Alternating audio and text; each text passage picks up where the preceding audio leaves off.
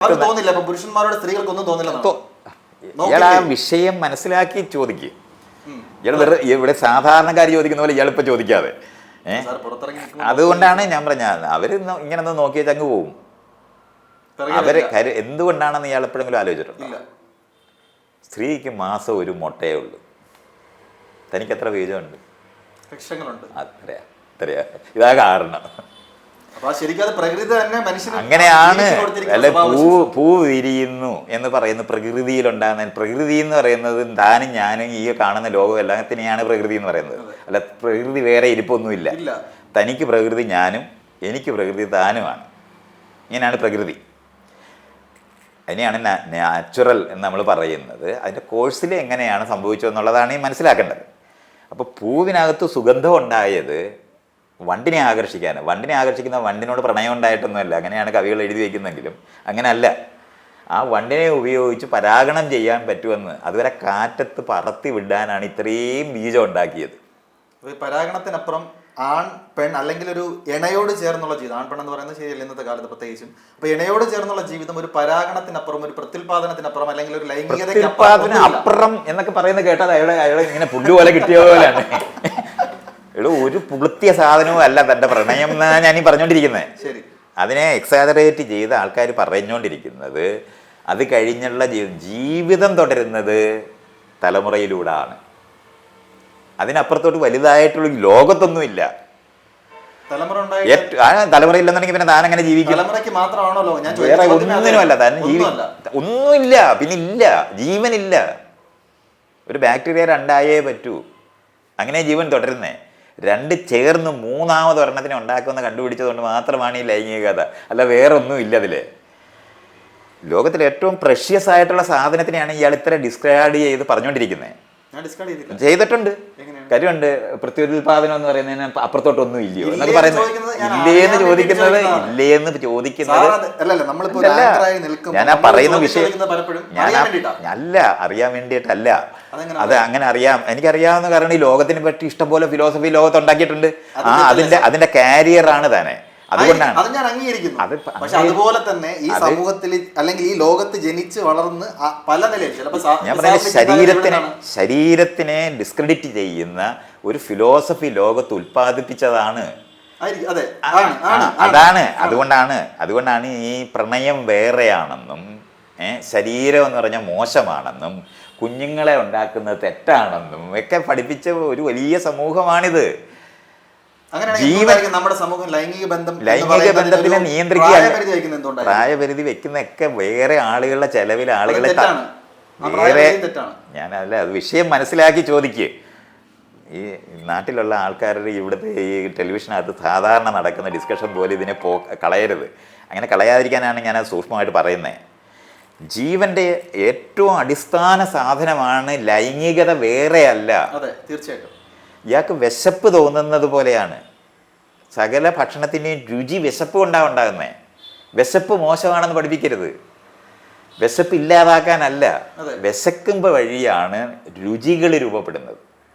അല്ലാതെ രുചിക്ക് വേണ്ടിയല്ല ഭക്ഷണം കഴിക്കുന്നത്, ശരീരം നിലനിൽക്കാൻ വേണ്ടിയാണ്. പക്ഷേ അത് ആകർഷകമാകുമ്പോഴത് അത് അന്വേഷിച്ചു പോകും. ഇങ്ങനെ അത് മനസ്സിലാക്കേണ്ടത്. അപ്പം ലൈംഗികമായ ബന്ധത്തിനകത്ത് രസം ഇരിക്കുന്നത് കൊണ്ട് നമ്മൾ മറ്റൊന്നും ആലോചിക്കാതെ അതിന് പോകുക എന്ന് അറിയുന്നത് കൊണ്ടാണ് പ്രകൃതി രൂപപ്പെട്ടത്. അങ്ങനെ അത് മനസ്സിലാക്കേണ്ടത്. അത് ഇൻസെപ്പറബിളാ. അല്ലാതെ ലൈംഗിക ബന്ധം എന്ന് പറയുന്നതും പ്രണയം എന്ന് പറയുന്നതും രണ്ടല്ല. രണ്ടാക്കിയത് ആളുകൾ ഫിലോസഫിയിലാണ്. എന്തിനാണെന്ന് ചോദിച്ചാൽ, നിങ്ങൾ പ്രണയിച്ചോ ലൈംഗിക ബന്ധത്തിൽ ഏർപ്പെടരുത്. ലൈംഗികത നിയന്ത്രിക്കാൻ വേണ്ടിയാണ് പ്രണയിച്ചോളാൻ അനുവദിക്കുകയും ലൈംഗിക ബന്ധത്തിൽ ഏർപ്പെടരുതെന്ന് പറയാനാണ്. യഥാർത്ഥ ലൈംഗിക ബന്ധത്തിനുള്ള മുന്നോടി മാത്രമാണ് ഈ പ്രണയം. അപ്പോൾ അത് എന്നാൽ ഒരു ഗോത്രവും വേറൊരു ഗോത്രത്തിലുള്ളവരും തമ്മിൽ ചേർന്ന് പോകുമെന്ന് അറിയുന്നതാണ് കൊണ്ട് അവരെ സെപ്പറേറ്റ് ചെയ്ത് നിർത്തേണ്ട ആവശ്യമുള്ളവരുടെ ഫിലോസഫിയാണ് ഈ പറയുന്ന മുഴുവൻ. ഇത് കോമൺ ആക്കിയതാണ് ഇതൊക്കെ. അങ്ങനെയാണ് കാൽപ്പനികമായ പ്രണയമുണ്ടെന്നൊക്കെ പഠിപ്പിക്കുന്നത്. അതൊക്കെ ഒരു കുട്ടിക്കളി. നിങ്ങൾ കുട്ടിക്കാലത്ത് നിങ്ങൾക്ക് ഇങ്ങനെയൊക്കെ തോന്നും. സാർ ഒരു വീഡിയോ കണ്ടിട്ടുണ്ടാവും. നമ്മുടെ ഒരു കോളേജിലെ ഒരു പ്രിൻസിപ്പൽ, ഒരു വനിതയായ പ്രിൻസിപ്പളാണ്, കുറച്ച് പ്രായമുള്ള ആളാണ്.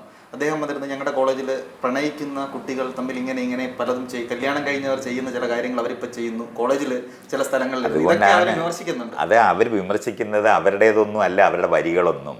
അവർ കോളേജിൽ പ്രിൻസിപ്പൾ ആയിരിക്കുന്നത് ഒരു നല്ല അടിമയായതുകൊണ്ടാണ്. അല്ലാതെ അവർ പ്രിൻസിപ്പളായിട്ടിരിക്കാനൊക്കത്തില്ല വിവരം ഉണ്ടെങ്കിൽ. അപ്പോൾ അത് ഇതുപോലെ നമ്മൾ അറിയണം. ഒരു പ്രിൻസിപ്പൽ ആയത് കാരണം കൊണ്ട് ലോകത്തിനെ പറ്റി മനസ്സിലാക്കിയിട്ട് ഇരിക്കുന്നവരാണെന്ന് തിരിച്ചിരിക്കുകയും ചെയ്യരുത്. അതുകൊണ്ടാണ് അതങ്ങനെ മനസ്സിലാക്കേണ്ടത്. നമ്മൾ മനസ്സിലാക്കേണ്ടത്, നമ്മളെ നേരത്തെ ഞാൻ പറഞ്ഞില്ലേ, നമ്മളെ രൂപപ്പെടുത്തുന്ന ഒരു കാലഘട്ടം വരുന്നുണ്ടായിരുന്നു. അതിനാണ് ഞാൻ പറഞ്ഞത്, അടിമകളെല്ലാം അടിമകളായിരിക്കുന്നതാണ് അവരുടെ ജീവിതത്തിന് നല്ലതെന്ന് പഠിപ്പിച്ചാണ് നമ്മളെ അങ്ങനെ ആക്കുന്നത്. കുഞ്ഞുങ്ങൾ ഒരിക്കലും അടങ്ങിയിരിക്കത്തില്ല, സ്കൂളിൽ വിട്ട് കഴിഞ്ഞാൽ അടങ്ങും. അത് ശരിയാണ്, അങ്ങനെയാണ് മെരുക്കുന്നത്. സാർ അപ്പോൾ ഒരു കാര്യം, നമ്മൾ ഗവൺമെന്റിന്റെ നിലനിൽപ്പ്, സമൂഹം എന്ന് നമ്മൾ പറയുന്ന ആ ഒരു വ്യവസ്ഥിതിയുടെ നിലനിൽപ്പ്, ഇതിനെല്ലാം സാർ വിമർശിക്കുന്നുണ്ട്. ഇല്ലല്ല, ഇയാൾക്ക് ഞാൻ ഈ പറയുന്നത്, ഇയാൾ ഇത് ആദ്യമേ തീരുമാനിച്ചു വന്നിരിക്കുകയാണ് ഞാൻ ഇതിനെല്ലാം വിമർശിക്കും. ഞാൻ അങ്ങനെയല്ല ഈ പറയുന്നേ. ഇതെല്ലാം ഹൈറാർക്കിയുടെ, അത് ഹൈറാർക്കിയാണ് നമ്മൾ എതിർക്കുന്നത്.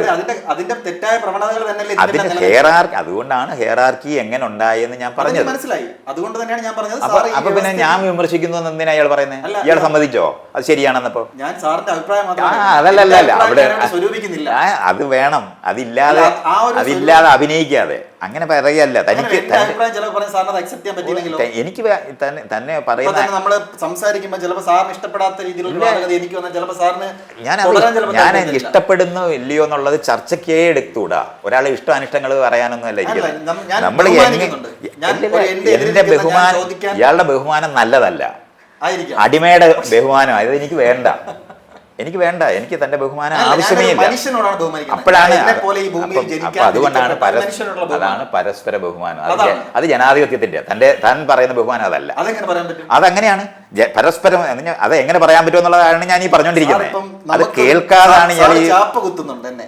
കാരണം ഞാൻ ചിന്തിക്കാത്ത കാര്യങ്ങൾ ചിലപ്പോൾ ആണെന്ന് പറയും. ചിന്തിക്കാത്തതല്ല, തന്റെ ചിന്ത തന്റേതല്ലാത്തതുകൊണ്ടാ താൻ ഈ സ്കൂളിൽ ആണ്.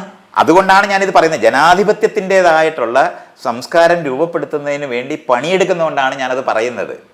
മറ്റേതങ്ങനല്ല. ഇയാൾ കാരിയർ ആയിരിക്കുന്നു എന്നുള്ളത് കൊണ്ടാണ് ഞാനത് പറഞ്ഞു തരുന്നത്. നമ്മളിപ്പോൾ ആ പ്രിൻസിപ്പലിനെ പറ്റി പറയുമ്പോൾ, ആ പ്രിൻസിപ്പൽ എന്ന് പറയുന്നവർ സ്കൂളിൽ പഠിച്ച് വിദ്യാഭ്യാസം നേടി എത്തിയവരല്ലേ. അവർ മെരുക്കപ്പെട്ടവരാണ്. അവർ വേറെ അവരുടെ കാര്യമല്ല അവർ പറയുന്നത്. അവർ പഠിച്ച കാര്യം ആവർത്തിക്കുക മാത്രമാണ് ചെയ്യുന്നത്. ആ ആവർത്തിക്കുന്നത് ഈ പറഞ്ഞ തട്ട് സമൂഹത്തിൻ്റെ മൂല്യബോധമാണത്. അതുകൊണ്ടാണ് അവർ ഈ മൂല്യബോധം എന്ന് പറയാൻ പറ്റും. അതാണ് മൂല്യബോധം. തട്ട് സമൂഹത്തിൻ്റെ മൂല്യബോധമാണ്. ജനാധിപത്യത്തിൻ്റെ അങ്ങനെയല്ല. ഇപ്പം നമ്മുടെ മൂല്യം, നമ്മൾ രണ്ടുപേരും ഒരേ കസേരയിൽ ഇരിക്കുന്നുണ്ട്. താന് ഹെറാർക്കിയുടെ മൂല്യബോധം ഉള്ളതാണെങ്കിൽ തറയിലിരുന്നേനെ. തനിക്ക് എൻ്റെ കൂടെ ഇരിക്കാൻ ഒക്കത്തില്ല. പ്രായം കൊണ്ട് ഇയാൾ എൻ്റെ കൂടെ ഇരിക്കാനൊക്കത്തില്ല. അറിവ് കൊണ്ട് ഇയാൾ എൻ്റെ കൂടെ ഇരിക്കാനൊക്കത്തില്ല. എന്താണ്, ബലം കൊണ്ട് എൻ്റെ കൂടെ ഇരിക്കാനൊക്കത്തില്ല എന്നൊക്കെ പറഞ്ഞ് ഇയാൾ കണ്ടുപിടിക്കും. അതിനെയാണ് പദവി, അങ്ങനെയാണ് അവർ രൂപപ്പെടുത്തിയിരുന്നത്. അത് നമ്മൾ അറിയേണ്ടതാണ്. ഹെറാർക്കിക്കലായ ഇയാളുടെ ഓഫീസിൽ ചെല്ലുമ്പോൾ ഈ ഹെറാർക്കി കൃത്യമായിട്ട് ഇയാൾ പാലിച്ചേ പറ്റൂ. അങ്ങനെയാണ് എല്ലാ സമൂഹങ്ങളും നിലനിർത്തിയിരിക്കുന്നത്. അത് ആളുകളുടെ വർക്ക് അസിമുലേറ്റ് ചെയ്ത് കുറച്ച് പേർക്ക് കൊണ്ടുപോകുന്നതിന് വേണ്ടി രൂപപ്പെടുത്തിയിട്ടുള്ള ആശയങ്ങളും അതിൻ്റെ സംവിധാനങ്ങളുമാണ് ലോകത്തുള്ളത്.